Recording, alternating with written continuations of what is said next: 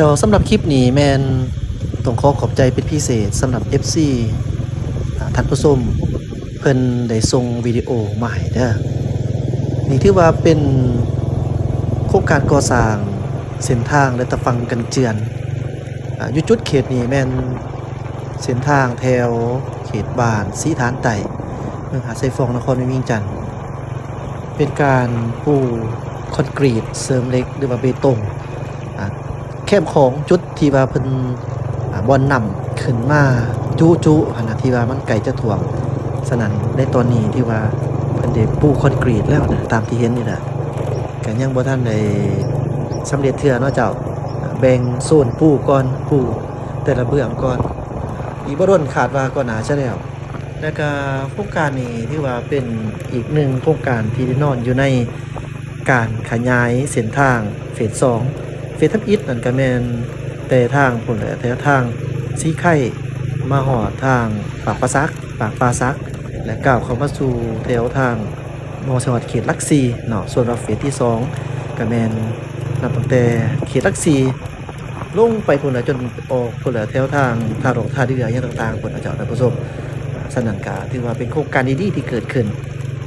แน่นอนอันนี้ก็ถือว่ามันก็จะสร้างความสะดวกสบายให้กับผู้ที่สัญจรโดยเฉพาะแม่นประชาชนในขอบเขตที่ได้ใช้เส้นทางแห่งนี้ที่เที่ยวไปเที่ยวมาในแต่ละเมืองแห่งนี้ก็จะเป็นใบหน้าใบตาอีกเมืองในการที่ให้นครหลวงเวียงจันทน์กลายเป็นนครหลวงที่สีเขียวสะอาดสนั่นการเที่ยวทางกระลาบรื่นเดี๋ยวโอกาสหน้าแอดมินจะพาท่านผู้ชมไปถ่ายทำวิดีโอให้เบิ่งโดยแอดมินเองเนาะแต่ว่าตอนนี้เฮาเบิ่งคลิปนี้ไปก่อนเนื่องจากว่าเพิ่นส่งมาให้เฮาอัปเดตว่าซั่นซะสนั่นก็ได้ขออนุญาตเอามาลงเผยแพร่ให้กับท่านผู้ชมได้เห็นไปนำกันโครงการอยู่ไสเป็นแนวใดถ้าหากท่านผู้ชมท่านใดอยู่ต่างแขวงอยากส่งมาให้ทางแอดมินก็ขอขอบใจเป็นพิเศษเนาะเพื่อว่าเฮาจะได้รู้ว่าประเทศเราเฮามีการก่อสร้างซาอย่างแน่มีการพัฒนาจังได๋แน่ฉะนั้นส่งมาให้แอดมินได้เจ้าเพราะว่าจะเป็นทางส่งทางผ่าน Messenger บ่หรือว่า Facebook Fanpage หรือว่าทาง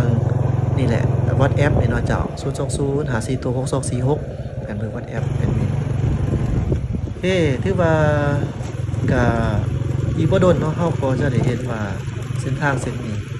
เฮาจะบ่ได้เห็นขี้ฝุ่นมันปิ้วล่ะจะท่านผู้ชมสังเกตเห็นต้นไม้บ่มันงามเลยเจ้าเนาะสีเขียวเป็นคล้ายๆคือกันกับอุโมงค์ต้นไม้เลยนี่เจ้าโอ้คักๆแต่งามดีๆรอนี่ล่ะเนาะเดี๋ยวมีโอกาสจะไปแน่นอนเจ้าคาดว่าอีกจะบ่โดนจะพาท่านผู้ชมไปเลยอีกทีนึงแล้วเจ้าโครงการนี้ก็คือว่ามันก็นอนอยู่ในโครงการก่อสร้างเส้นทางตะฟังกันเจือนเรียบตามแม่น้ำคลองถือว่าเป็นโครงการหนึ่งที่เฮ็ดเรียบตามแม่น้ำคลองเวียงจันทน์เนาะเจ้าแต่โครงการนี้ก็เป็นการประกอบส่วนของทางประชาชนหรือว่า